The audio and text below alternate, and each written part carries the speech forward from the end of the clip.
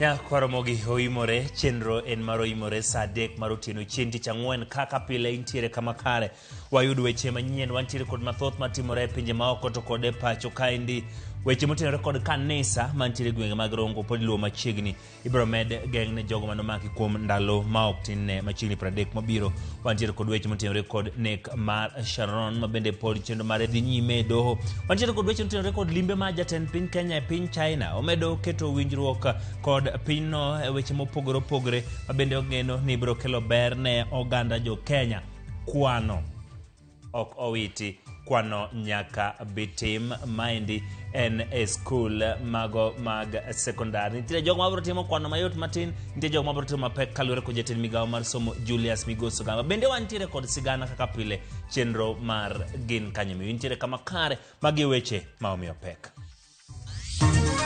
Sisi tutahakikisha kwamba our security team wakuwe alert kwa kila mahali kusikiza na dismantle hii areas ambayo watu wanafanya maombi ambayo si maombi ya kamili lakini maombi bandia. Migawo mar arita gulosiemne kanisni kasani jolemo 57 mag kanisa ma St. Joseph Mission manirongo ogengnegi odang'ech kuom ndalo 30 kanondo dhi nyime bang' ka ji ariyo nyocha otho e kanisano.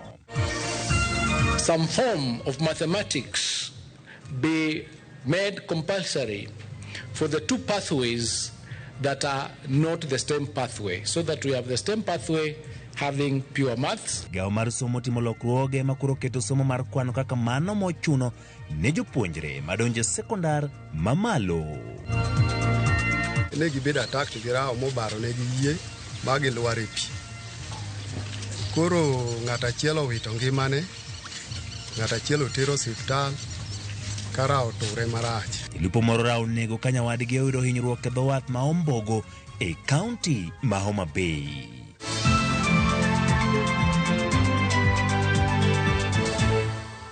Nyakwaro mogik bed kode chakruok nyaka giko nyinga Ochieng' Emmanuel jaloko marwa en Wilson Ochuka. Kawachako ni doho mar Rongo golo chik mondo jokanyo 57 ma kanisa mar Melkio St. Joseph Mission of Messiah of Africa mondo odinegi kuom ndalo ma ok ne 30 kete sendo bila mopogore opogore kaunti Migori kanondo dhi nyime wi weche ma itudo gi kanisa no to ahinya bang' kanyocha ji ariyo notho. Matimore ka jatend migawo marita Kipchumba Murkomen nogolo siem ne kanisni mawacho ni imenyogi kendo ibiro kawnegi okang' mago matimo timbe magalagala. Kako odiechieng' medo kalo midhiero mag jokanyo ma kanisano mar Melkio St. Joseph Mission of Messiah Africa maidore e subkondo marongo ma itudo kod puonj magalagala kod ketho moko koro medore. Ne ochak tarik 21 matinda rita kwe ne omako jokanyo ma kanisa ni 57 mane giwacho ni ne gireso kabende odiechieng' ma tarik 22 piny owacho ne oloro kanisa ni. Barale closed the place and we have put officers to take charge. We have declared the place a scene of crime. Nyaka sani jokanyo ma kanisa ni ma osekete nyong'ong bang' obila ma Jesu ne tho kendo ike kanisa ni ka ji ariyo mamoko bende ne owito ngimagi e kanisa ni juma ma okalo. Kawuono doho golo chik mondo kodinegi e rumand kuom ndalo 30. Kata kamano okil mar kanisa ni Bernard Achola to ne wan ni odhi chwalo ywak mar doho makwedo chik ni mogol kod doho. Dhi bedo piny to wang'iyo ni to ruling ma kot otimoni bende odhi maber kichik koso en ruling mamedo mana violate rights mag jo kanisa. Esejo bende konondo koro podhi nyime penjo thoth malo duoko ka utende kod ka kanisa ne osbiro katayo chendo mage e gigo mag Rongo. Bishop Alan Odo ma kanisa no ma Pefa ma Oruba wach ni piny owacho e moserem tije.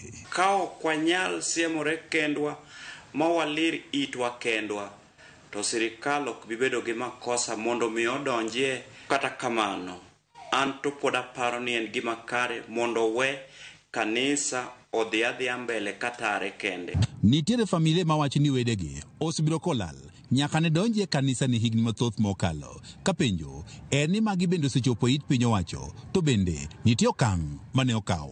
Nyaka sani kata ng'at modong' matayo kanisa ni kaka jatende pok oyange ka thoth jogo ma wach ni koro tayo kanisa ni bende luonge kod mana nying mar Hallelujah. The church is not registered because the certificate we got was a company's a Company Act incorporation. Wachre ni kanisani ka ng'ato tuo ok dhi osiptal. Wach mokum jotend kanisani koro kwedo kagiwacho ni gino gitamo ng'ato dhi osiptal ka tuo. Dali wakasema imani yao inatosha, na kama ni kifo Mungu amejua hiyo ndio njia yao ya kwenda mbinguni. Sasa mnataka sisi tulazimisha mtu lakini amejua imani yake. You can obviously see there are people who are not logical. Those are initial signs of somebody who has been brainwashed. Nyalo bedo ni kanisa nitie kod puonj magalagala mos bedo kadhi nyime, to bende ere yo ma jopiny kata oganda nyalo ng'iyo godo kanisa kuma nitie kod puonj magalagala. Waluongo gi ni cults. Gibedo ga gin as a family mondo mi chop kuomgi mondo yud gik magitimo tek ahinya nikech gin gi siri gi moko magikwer ni gin ma malaika omiyogi. Jatend migawono marite pacho kae Kipchumba Murkomen wach ni kada benjo ten kanisni ok dwar mondo koro piny owacho koro ket chike matayogi. Piny owacho nyaka koro kaw okang' mowinjore mar geng'o dinde magalagala. Hii ni changamoto ambayo lazima tupambane nayo. Ile timu ambayo iliundwa na rais ambayo ilisimamiwa na Mheshimiwa Mutava Musyimi imekuja na a raft of recommendations ambayo tutapeleka bunge kuhusu usajili wa makanisa na jinsi ambavyo tutaweza kufanya accountability. Murkomen mabende koro puoyo tich mosetim kod tend arita kwe e kaunti ma Migori wach ni ruodhi nyaka koro bed ka ging'eyo gik matimore e gwenge ma giwuokie. We must hold our chiefs and assistant chiefs accountable in everything that happens in your locality. George Juma, Ramogi TV, Migori. Chenro mar winjo buch nek mar mane japuonjre mbalariany marongo Sharon Otieno chor nyime tok do chiwo thuolo ne Kaspa Otieno ma en achiel kuom achije nek makamano mar choko neno mamoko. Manene gavana ma Migori Okoth Obado nodhi nyime gi chiwo neno odiechieng' mar ariyo konyono kar tiende ni ne ok onego Sharon Otieno. Simfros Okinda nigi ler. Higni 7 tok nek mar nyadendi Sharon Otieno e yo magalagala, anyuola mare nenore ni pod biro medo rito ratich nyathigi tok do choro nyime chenro mar winjo burano. Ma tok okil mag achich mar ariyo kwayo thuolo mar choko joneno mage ne bura ma kamano. I am prepared to review my decision and allow an adjournment to the date set in May. That will be the 19th to the 23rd of May 2025, when the accused 2 and accused number 3 will be expected to proceed with their respective defense cases. Gavana machon mar Migori Okoth Obado to kata kamano odhi nyime kod chiwo neno mare odiechieng' mar ariyo mar chung' motegno ni ne ok onego Sharon. Kawuono Obado medo siro ni kata obedo ne gisewere gi Sharon pod ne okonye. I was assisting her to grow her business. Yeah, but after we broke up, the level of the assistance now reduced just to the mere basics, the upkeep, mere basics. But I had plans of settling her. Obado bende nyiso doho ni ne ok giwere kod Sharon nikech ne ogamo remo, to nikech weche mathoth ma ok donji ma koro ne luoro osiepe kindgi. Enumerated here a number of inconsistencies. That was primarily my reason for developing the cold feet and terminating the relationship. And I stated that was around February, March of 2018. Obado bende kwedo wach matiyo marach kod apisas ma county emiyo gi tije ma ok owinjore gi tim. I'm saying, my lady, that for the clerical officers, they have their distinct line of reporting, and they are headed by the head of human resource. And even the duties they are assigned, or the transfers and the deployments are done by the head of human resource. Obado nomak ne bure wi nek mar Sharon Otieno kod joma moko ariyo, Kaspa Obiero to kod Michael Oyamo. Simfros Okinda, Ramogi TV. E weche mag somo, migawo mar somo timo lokruoge lipot manyocha gigolo kendo somo mar kwano sani oket kaka somo mochuno ne jopuonjre mabiro donjo sekondar mamalo chakre higa manyien. Kaluwore kod jatend migawo mar somo Migoso Gamba, jopuonjre mag social sciences, tuke kod tije lwedo ok bi timo kwano matut. Ibiro migi kwano ma wiye. ka jopuonjre matimo kwano kod science ema biro timo kwano mojiwore. Judith Omondi ni kod mathoth. En romo mane okelo kanyakla jokanyo mag sekta mar somo pacho ka mangima. Romo ni obagi e boma ma Nairobi. E romo ni lokruoge mathoth oneno e ripot manyicha ogol kod migawo mar somo e somo mar sekondar mamalo machakore kod grade mar 10.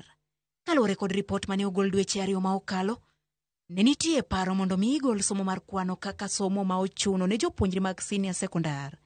Kata kamano, kaluwore kod ripot ma ogol kawuono, otim lokruoge kendo koro jopuonjre duto mag senior sekondar biro timo somo mar kwano. Jopuonjre matimo courses mag lai mar kwano kod science biro timo kwano maiye, ka jopuonjre mag social sciences, tuke kod tije lwedo to biro timo kwano ma ok tek kata basic math.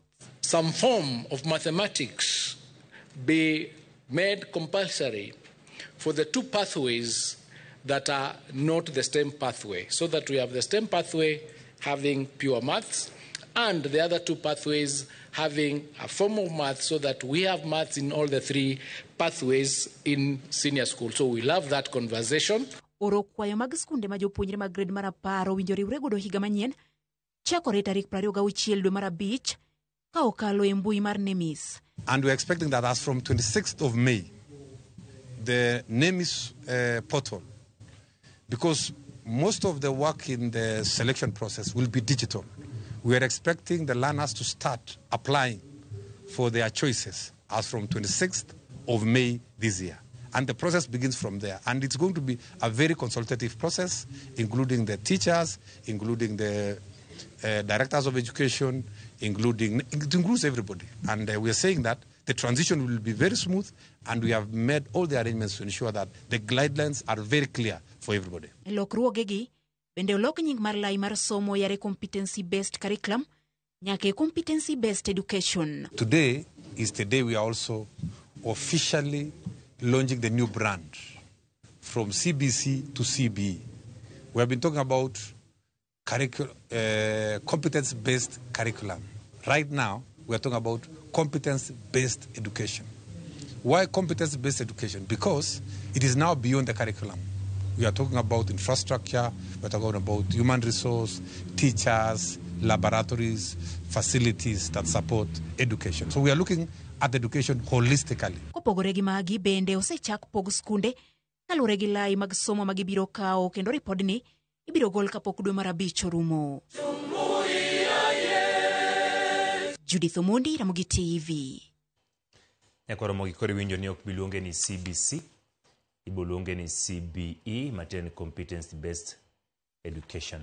Kadhi nyime yangore ni okumba mar thieth mar SHA onge kod oteku mar kauting mar jopuonj duto mapacho ka korka chendo mag siro thieth. Moyangore twake kinja tatije maduol ma TSC kod komiti mar od bura marango chendo mag somo Nancy Macharia. Macharia wacho ni SHA onge kod mise motegno mar kauting mar jopuonj duto mapacho ka bende okosebedo mayot ne TSC yudo kambi achiel manyalo miyo jopuonj duto okumba mar thieth. Anthony Achayo ni kod ler. Jopuonj mapacho kae osabedo ka ywak ewi midhiero ma giyudo ka gichopo osiptende mondo timnegi thieth. Moko kuomgi rem yudo thieth kama moko bende thieth magideko. Kata obedo ni duol mar TSC oketo koki ogirmiti mar $20 billion gi kembe mag okumba pacho ka. Wach makamae okelo twak maietek e nyim komiti mar od bura marango weche mag somo mane oluongo jatatije mar TSC Nancy Macharia mondo chope nyime. Komitino dwaro ni TSC okaw ting' mar neno ni jopuonj ok kale sand mar yudo thieth. We advertise for an insurance company. We don't get, I guess, and that's just my guess, because of our size, the number of teachers. No one insurance tenders at all. They tendered as a consultant with Minet as the lead, and that's the best we could get. Macharia onyiso komitino ni osabedo matek mar yudo kambi okumba achiel manigi nyalo mar kawo ting' mar jopuonj duto makwan gi 360 e Kenya mangima. Bende owacho ni giseyudo peke temo sayo jopuonj mondo donjo okumbano mar thieth mar SHA, ni mar tendo okumbano bende wacho ni onge mise motegno manyalo tayo kaka irwako jopuonj e okumbano. Again, we wanted to move our teachers to SHA. We have always wanted them to be the public, either NHIF when it was there or SHA. We had a meeting, and I remember again you asked me this question, and I brought that letter to this committee. We went there, and they said they didn't have enough structures. Macharo yagonok mar pesa, ma owacho ni nyalo konyo siro thieth mar jopuonj duto e bwo okumba mar thieth. If we are not funded by Parliament to pay Minet, the consortium, then ultimately it is our teachers who suffer, because there are some hospitals who are empaneled who, if you don't pay at the end of the month, actually they just send our teachers. Antonia Chayo, Ramogi TV. Wadhi kaunti na paparangwen kod aboro pinje maoko. Jatend piny Kenya William Ruto medo chiwo kogne ogirmiti mopogore opogore mabiro chiwo sir ne chenro mag dongruok e pacho kaeni. Ma otimore kinde romo mare kod jatend piny China Xi Jinping. Kaka jafwambo marwa Efi Nyakidi lero, piny Kenya kod China nochweyo kogne winjruok mabiro konyo e gedo mar apaya maduong' mawuok Nairobi kochomo Malaba kod jiwo gedo mar ndach reru manyasani. Okinyi makawuono, jatend piny Kenya William Ruto noromo kod jatend piny China Xi Jinping e odiechienge mar ariyo mar limbe e boma ma Beijing. E kindego, piny Kenya kod China nochweyo kogne ogirimiti mopogore opogore mabiro bero chal ahinya to mar ohala kod wuoth e kind pinje ariyogo. Chenro mabende noyuor kod jotend migepe Musalia Mudavadi kanyakla kod jatend migawo ma weche tudruok William Kabogo e kind mamoko. Achiel kuom ogirimiti ma jotend pinje ariyogo nochweyo kogno en mano mabiro konyo e gero apaya maduong' ma Nairobi kochimo Malaba michano ger kuom thuolo mar higni ariyo, kendo igeno ni ibiro tieki dwe mar auchiel higa 2027. We should be able to begin that construction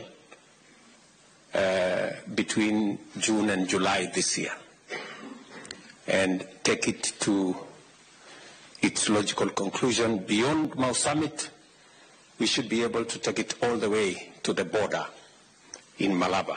Apeini mamoko gin kaka Northern Bypass, Eldoret Bypass, kachiel kod Olalo Manithi. Winjruok mamoko ma jotend pinje ariyogo nochope gin kaka dhi nyime gi gedo mar reru machopo Naivasha kod mawuok Naivasha nyaka Malaba, siro gedo ma kuonde tiegruok pachoka, kachiel kod keto e tim okenge mabiro konyo bero chenro mag wuoth. Sectors mamoko kaka limbe kod nyayo mise mag kwe, kaka mano mar piny Kenya piny Haiti, bende norangi e kinde romono. Jatend piny Kenya biro dhi nyime gi limbe mare piny China kiny, kochano limo boma ma Fukien, ma bende en dag kembe mopogore opogore mag loso mwandu. Ruto biro romo kod weg kembego kaka achiel kuom yore mag manyo sir kod joket mwandu e sectors mopogore opogore. Efi Nyakidi, Ramogi TV. Oduoge pacho ka jod bura bogorocho chenro madito mag piny owacho. Od bura pononi piny owacho kumayo gomenda mar NGCDF kachiel gomenda mar konga peini e ute chung od bura mag. Jod bura ma Mumias East Peter Salasi alieko ni jod bura dhiriwore mar rito NGCDF kata kochuno rem puodho budget maduong' mar higa ma 2025 2026 kaka jafwambo marwa Chris Owino lero. Jo od bura chano mako sirikal mamalo mafuanda e nyim od bura kendo rocho chenro duto mag sirikal. Oni jatend piny William Ruto okoloko pache e wi kawo omenda mar kongo apeini mar RMLF. Jo od bura bwogo mar puodho budget manyien mar sirikal. Oni sirikal omayo gi omenda mar dongruok mar NGCDF kod omenda machielo mar RMLF. If the president is the one who has taken the matter into the court, we'll go to him and stop the business of the house, maybe touching on key issues that he will need. Like right now, we are almost getting 2 months to the budget, right? We will also get him there, and governors, we are also getting them here. E giko juma mokalo e kaunti ma Narok, jatend piny William Ruto ne okwayo mondo piny owacho kawo bilion 10.5 mar kongo apeini kayo mar kelo theke kind jo od bura kod governors, wach ma okwed kod jo od bura. The roads, the funds that do the feeder roads, Kera is Kenya Rural Roads, Kura is Kenya Urban. Meaning, one takes care of urban areas, the other one in rural areas. Those are national government sagas. And therefore, saying that you are taking that money back to national government is a contradiction because it's not consistent because it's already there. What we do is basically just oversighting. And oversighting means because maybe a member of parliament would know the locality better, they know the road that is more priority, they know the roads that, and also they check in terms of the quality of work done. Duond bura mar ODM bende ne oyudore kamadiny bang' ogai margi Raila Odinga golo paro mar mayo jood bura omenda mar dongruok mar NGCDF kendo tero e counties. Raila wacho ni okang' ma kamano dhi miyo jood bura thuolo makare mar tiyo tijgi maduong' mar menyo ka sirikal mamalo tiyo kod omenda mag jopiny. I have been able to visit many constituencies in Kenya. We continue to see better impact for CDF every succeeding year because everything gets refined with time.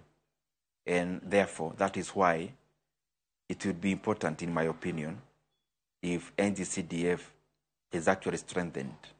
Jaod bura Mumias East Peter Salasia wacho ni okang' mar mayo jood bura omenda mar NGCDF kendo miyo sirikal mamalo en chenro matemo duoko piny teko mag jood bura enono ka sirikal tiyo kod omenda mag jopiny.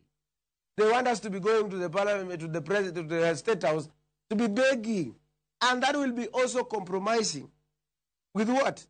With oversight. It's the same way when they take it to the governor, because now we don't agree. Maybe you don't support the governor. Now he's the one who is having these roads. It's okay. So again, you'll have to go and beg again to him. He will say, no, I'm not taking that development. Magi timore kinde machielo mar kawo pach jopiny ewi paro mar chik manyien ewi omenda mar NGCDF igeno mar chakore dwe manyien. Chris Owino, Ramogi TV, Nairobi.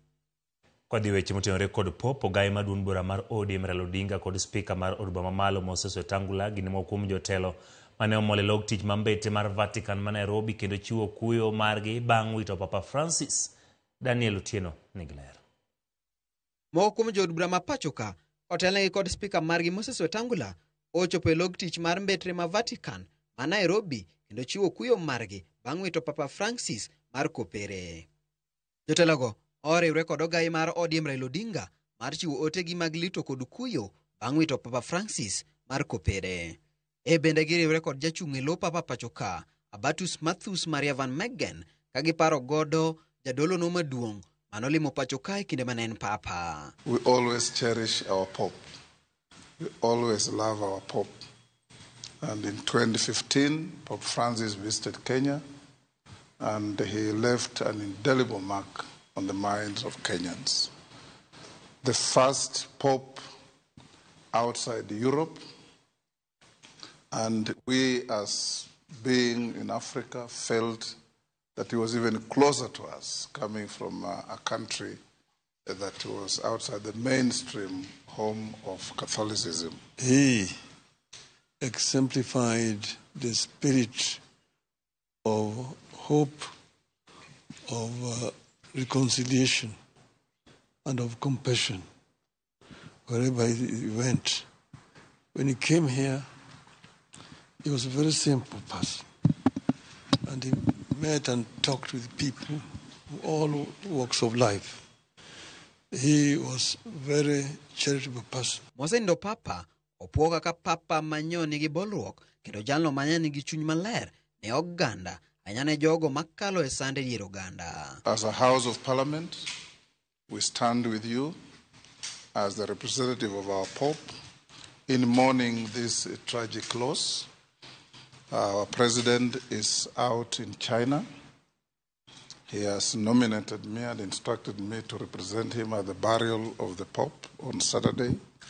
So I'll be leaving tonight for Rome. Each time there is trouble or problems anywhere in the world, he has been a voice of reason. He has spoken for the downtrodden. He has spoken for the oppressed.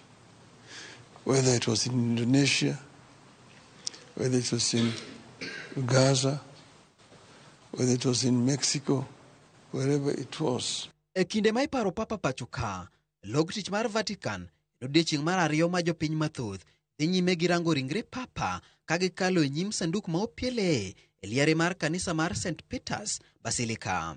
Kanisano mane odong' thuolo nyaka okinyi ma kawuono kendo chano lore otieno ma kawuono mar miyo jokopere makono thuolo mar rango ringre papa.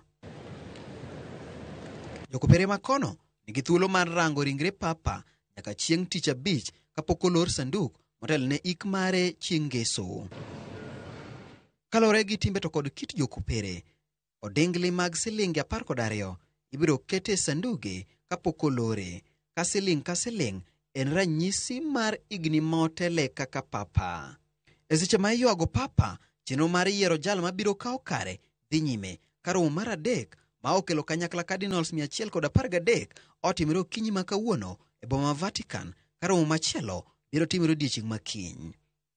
Otieno Daniel Ouma, Ramogi TV. Nyakwa Ramogi tok Otieno Daniel Ouma wadhi e yweyo, kata kamano kik idhi mabor kech pod wantiere kod chenro marwa mar gin kanye, weche mamoko manyien, weche mag ohala kaachiel kod weche mag tuke.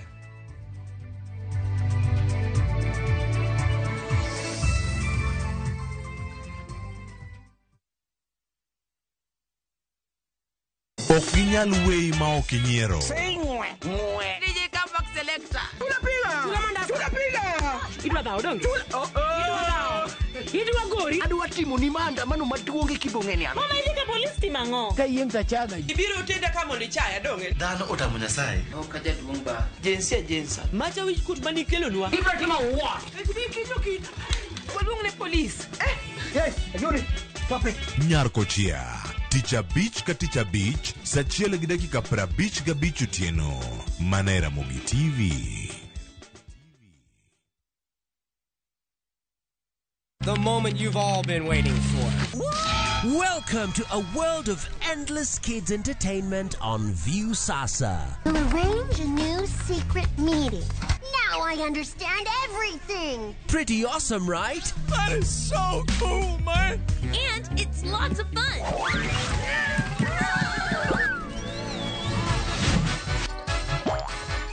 This is the ultimate destination for your kids' learning, fun, and enjoyment. The greatest meal ever is ready for oven time. That's right. Let your kids enjoy unlimited entertainment only on viewsasa.com.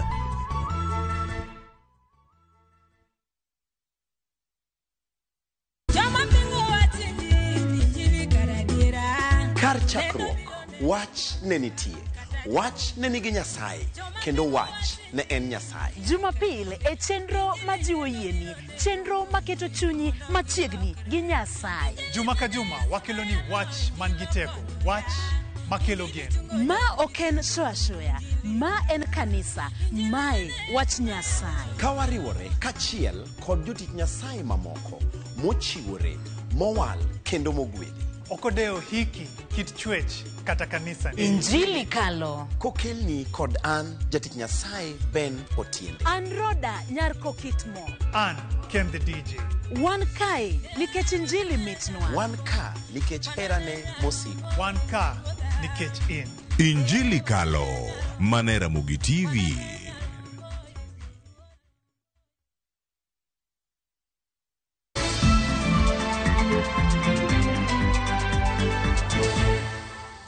Erokamano kuom medo keti Ramogi TV odhi mabe. Jalupo majegni 48 wito ngimane ka nyawadgi machielo yudo hinyruok marach bang' rawo monjogi kinde mane gidhi nyime gi chenro mag lupo e dho wath ma Ombogo e sub county mar Rango e tieno ma piny Orugodo kawuono.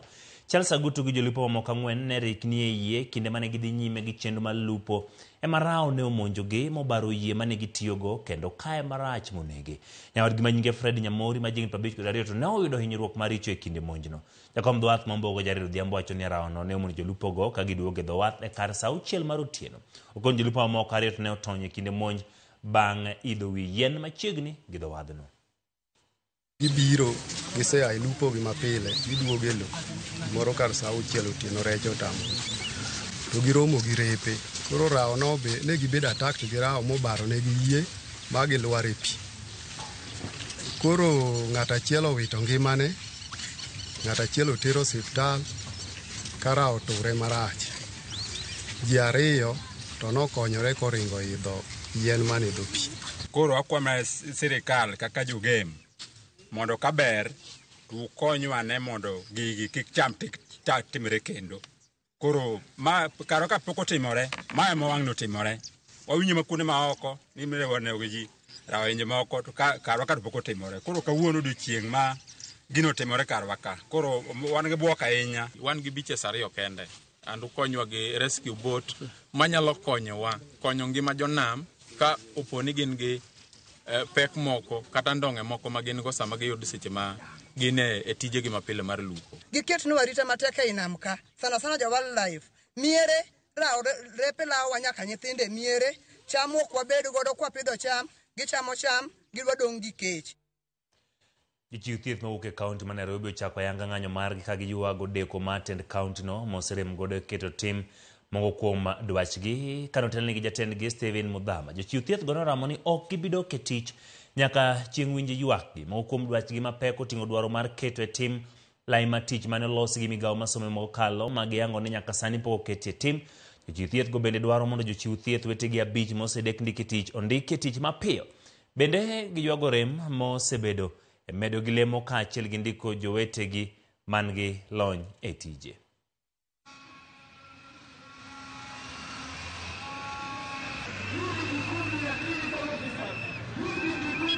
We are here today because of the injustice that clinical officers have faced in Nairobi. We have 3 major issues that we are presenting to our employer. It is notable to note that we have negotiated, we have discussed, we have had meetings, but nothing is forthcoming. Every time we go into meetings, there is nothing that comes out of that meeting. Number 1, top of the agenda is we have 5 colleagues, 5 clinical officers that were appointed last year, April 18th. They have appointment letter.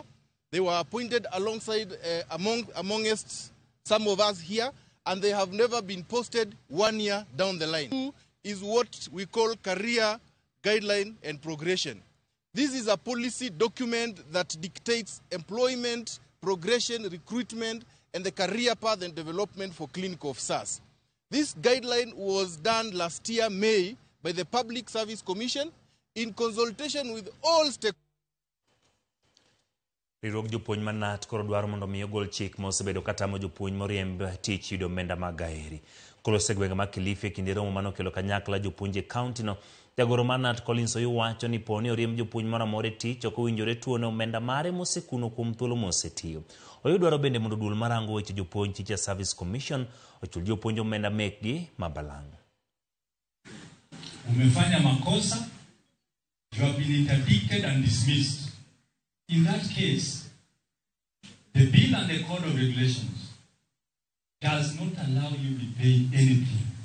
Unaenda nyumbani. When you are dismissed, for whatever reason, your behavior has nothing to do with your benefits. Uwe umenyonga mtu, whichever case, the fact remains that you worked for Teacher Service Commission for some years. Let TSC pay you the number of years for which you worked. When you are still a good man, a good woman, benefits for a worker should not depend on the behavior of the worker. We need your advice, your support, so that these teachers can execute their duties wholeheartedly for the betterment of the innocent child. Aya, kinde chopo mar mondo mi wawinj sigana kaka tich ang'wen wabedo kod thuolo margi. Kendo kwara mogi tich ang'wen wakelo ni chendo mar gin kanye. Kawuono wakelo ni sigand jasiasa mathiring'inyi Odongo Omamo. Moyangore ni Omamo Kaliech. Jata chendo ni Walter Nyambaga pimono kaka Omamo ne daro maugo e dho nam.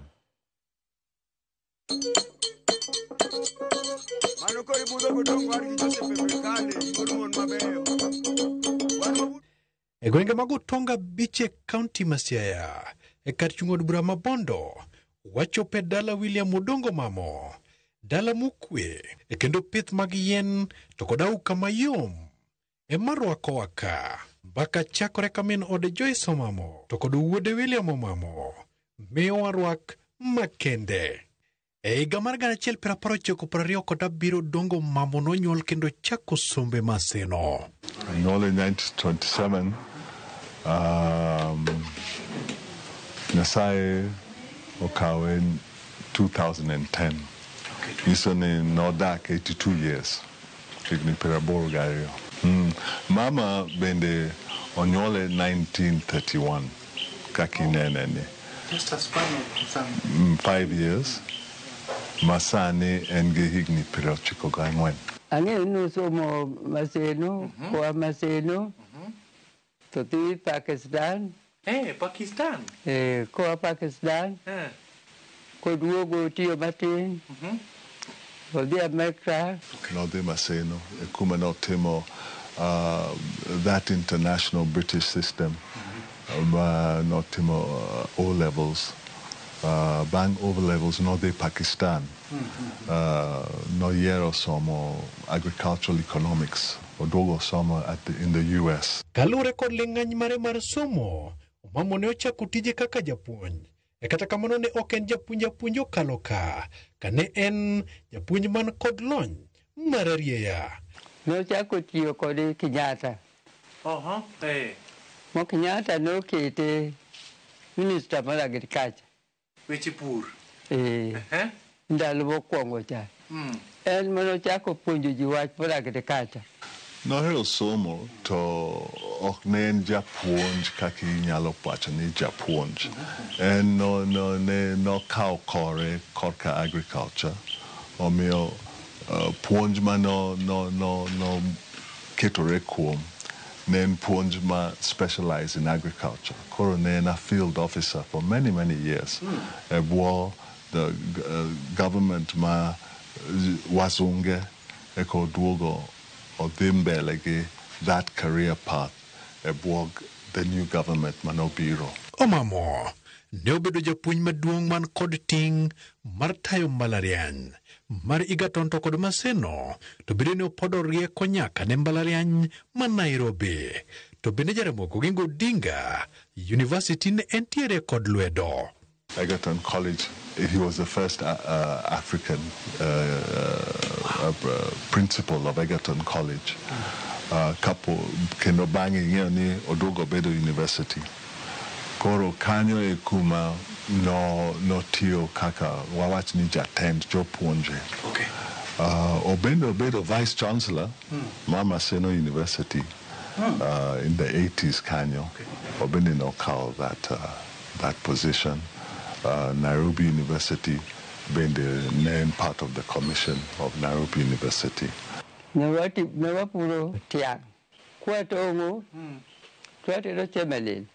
William ekono wanika magoro ne olal kod osiepne matomboya.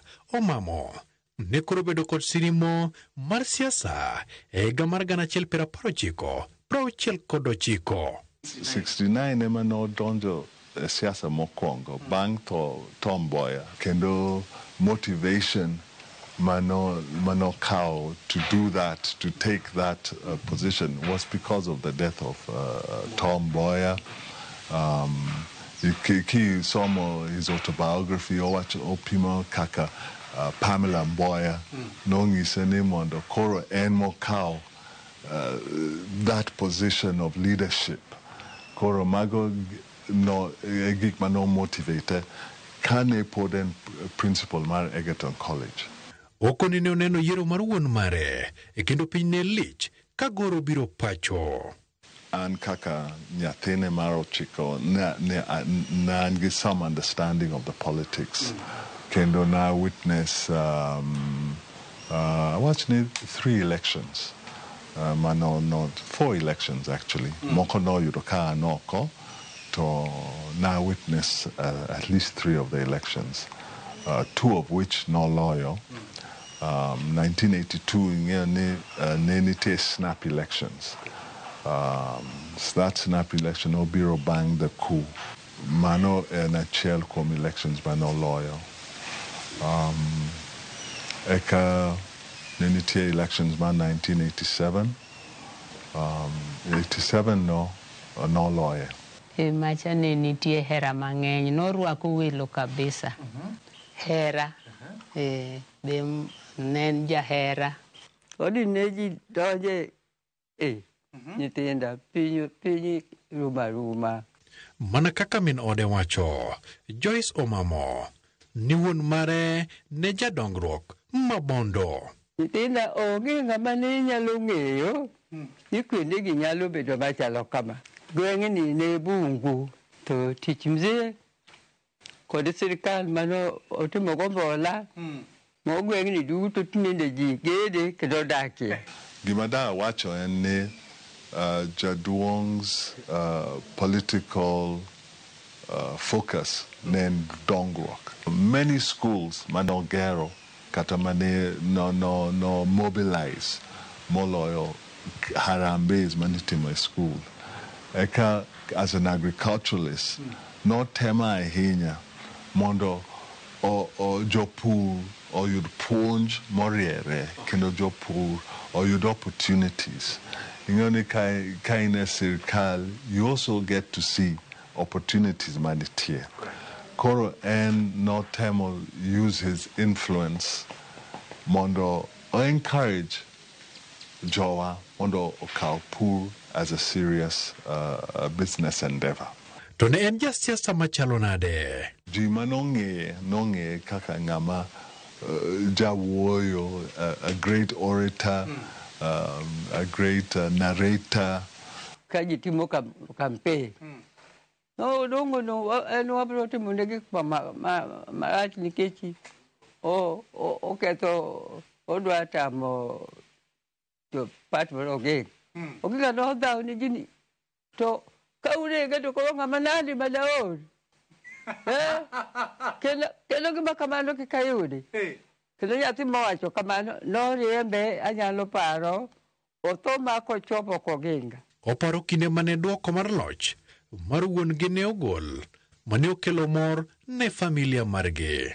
To manwa mor, ne ji mor. Awachi ni korwa koni duto kata mana dala waka kende. Area mare, mano constituency mare, ne ji mor. Ne moro wa nikech many times ne nite manipulations mang'eny. Manipulation ma elections. To bende nitiere kuonde ma ochake nyinge?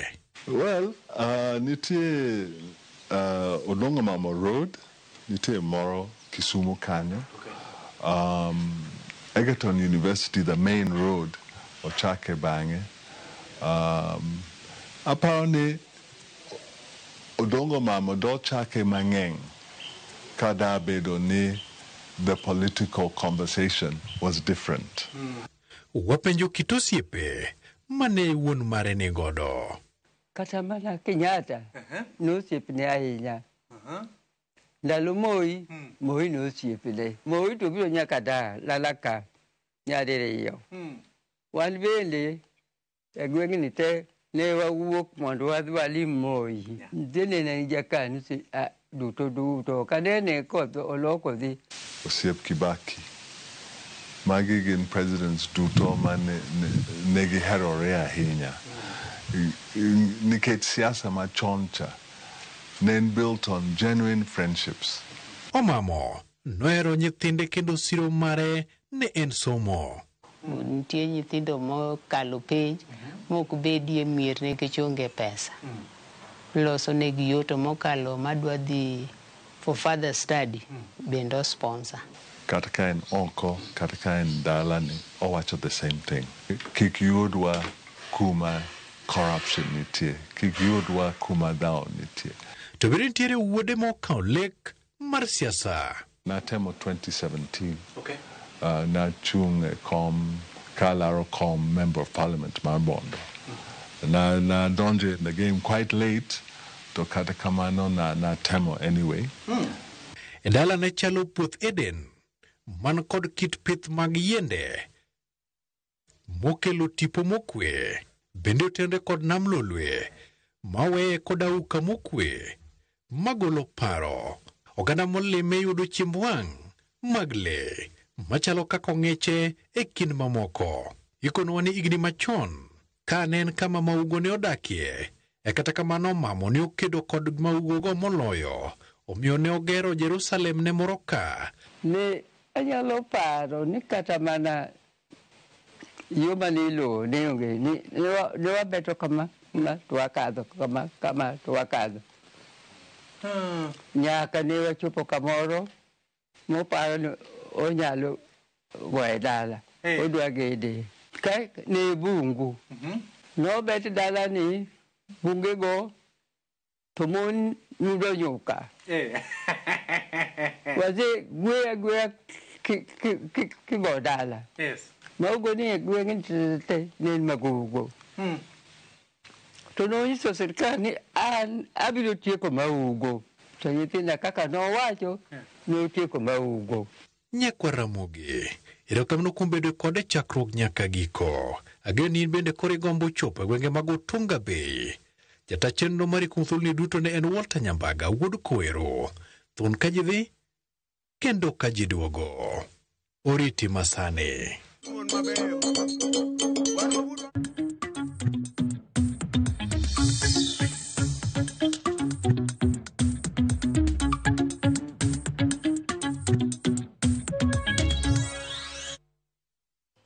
Machiegni wadhi e weche mag ohala. Jotelo mawuok Kimbo mar Kenya orwako ng'eto mar doho machungo chenro mar uso ne joket mwandu kambi ma sukari ma Nzoia kod lowo mar eka 1014 manie kaunti ma Bungoma. Kotelne kod ogai ma duond bura ma DAP-K Eugene Wamalwa gipuoyo okang' ma kamano ka giwacho ni en loch manyiso ler kod tim makare. Weche mabende osir kod jalupo ogai ma DAP-K Wafula Munyinyi moko ni dwaro nitiere mondo od bura mamalo pod paro mar chik ma sukari kaka yo mane oni kembe sukari ok ousi ne ji giwegi. That order stops in the tracks whatever process was ongoing, and as the case goes on, would want to see this government respect those court orders. We have seen impunity where court orders have been issued, but the government has ignored court orders. Sasa kitu mimi nataka kuuliza tu kwa ufupi. Serikali, please implement the Sugar Act and stop selling the factories. Hiyo si kitu liahidi utafanya ukiingia mamlaka. Unatumia terminologies mingi. Mara privatization, mara leasing, mara yote ni kuuzwa. Sababu hawezi peana leasing for 50 years renewable. Alafu unasema kwamba tumekodesha tu. Tungependa kuambia sisi kama vijana wa jamii ya mkoa Magharibi, we will not allow ourselves to go in history having presided over the sale of our heritage. Mambo haya yako kotini na tuko na imani sana na koti zetu kwamba inaenda kuhakikisha kwamba wale wananchi wa Western Region wamepata haki yao. Kanyakla ma jokanye sekta mar Aluoro golo siem ne gedo moko luwore kod chik ahinya to mago magorofa e boma ma Nairobi. Moko kuom weche manowuok e romo margi kod jofwambo National kowa achiel kuom jokanyo wacho ni gedo medore kaluwore kod medo kwan ji kata kamano ng'eny weg udi ok luw chike kendo midhiero e sekta mar gedi kelo kod josiasa donjo weche mag gedo. Weg udi ma ok luw chik kod rem nono udi ma igero. I think control is missing in how we are doing developments in Nairobi County. We have a lot of projects that are coming up across this county, but they do not comply. They do not comply with the planning regulations, and that is our major concern. We have projects being built without the requisite professionals. That is the registered consultants, architects, engineers, what is surveyors, as required under law. We are seeing projects being constructed without approvals. Over the past 2 months or so, we've seen an alarming rise in resident associations coming up in arms against irregular developments, which apparently have been licensed for approval under the county.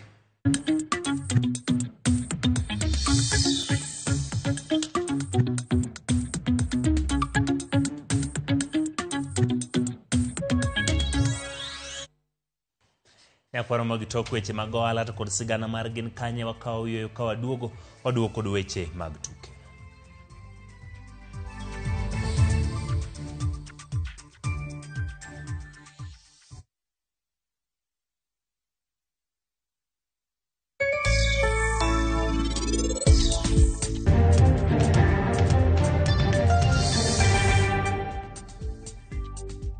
Asa dema ka design cha. Anabiro mona cheko nya kuchizi kabe no do daf mo mana oro nega nangos ne cha. Ngene ya oro pes mang'eny.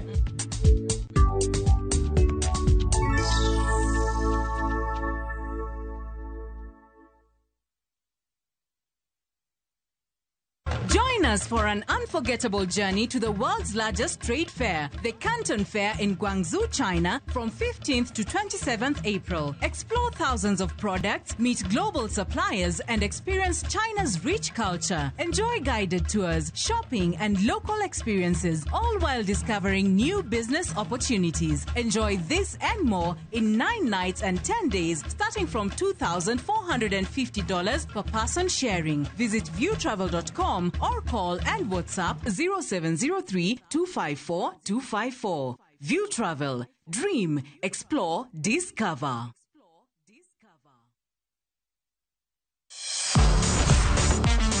Ne thuolo mar yudo weche tuke duto nyaka mopondo. Mbaka makende mag jotugo kendo mag jomolony weche tuke. Can you believe it? Magite yudore chenro mar pau tuke. The 4.84 kilometers. Nonro matut kod gigo matimre manyien mag tuke duto mawuok e piny mangima. Tudri kodwa ngeso ka ngeso Ramogi TV. Kochakore saa 8 odiechieng' ka wami gik motimore pau tuke.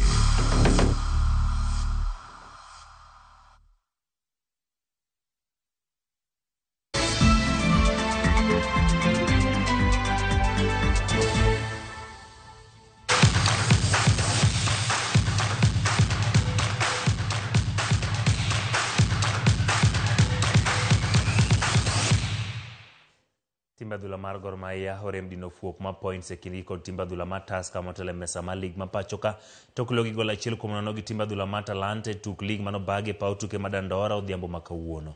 Gor Mahia odong namba 3 gi points 47 main points 4 tok Tusker motelo gi points 51. Peter Njama Mungai ameipata Chris Opondo, Mwambeva Smalo Chicha tulia kanayo tu. Peter Abiola amepewa tena Chris Opondo, mefikia Derek Holi ya Mbundo, mwisho kwake Cliff Oruko na ileta ndani ya Paul Soro.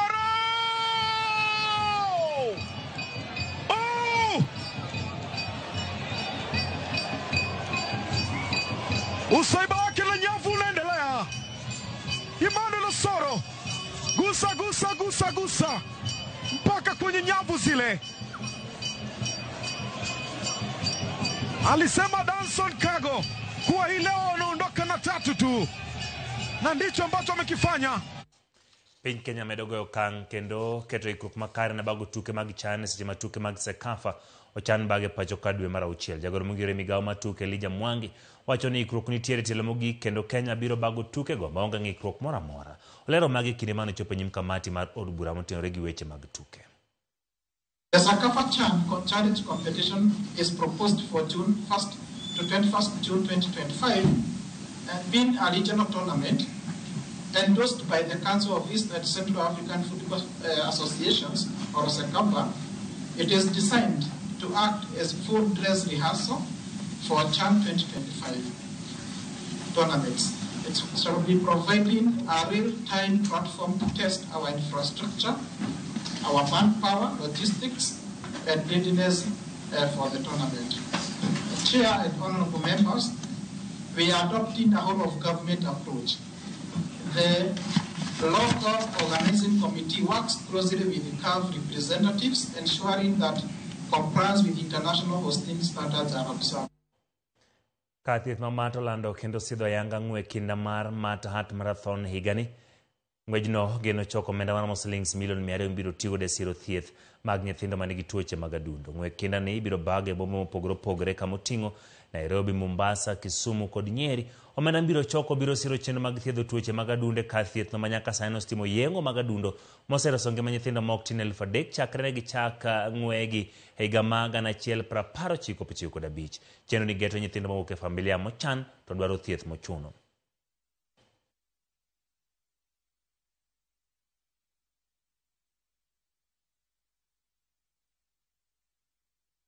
There's been a huge impact of the cardiac program and the Mata Hat Run, because when these babies and the children come to us, usually they're sickling, they've been in and out of hospital, their quality of life is just very different. And then they generally undergo a huge transformation once we've done surgery, once we've done intervention, and you can see that they thrive. You will dream of anticipated success of 2025 Mad Hat Run through your unwavering support that has helped us to live to the mission of the Sisters of Mercy and make God's mercy a reality. A total of 443 children have benefited. From this, we have 101 who underwent open heart surgery and 332 who underwent closed heart surgery. Team volleyball ma GSU nyongado tiko matuge tielo mara par koda uchiel matuke mag volleyball madhinyime mag klepe pinje Afrika mabendo bage piny Libya boma ma Misurata. GSU ne dolocha toklo tim mar Uganda mong'ere kaka Neno Stars sesa deku mario ma negi tieko GSU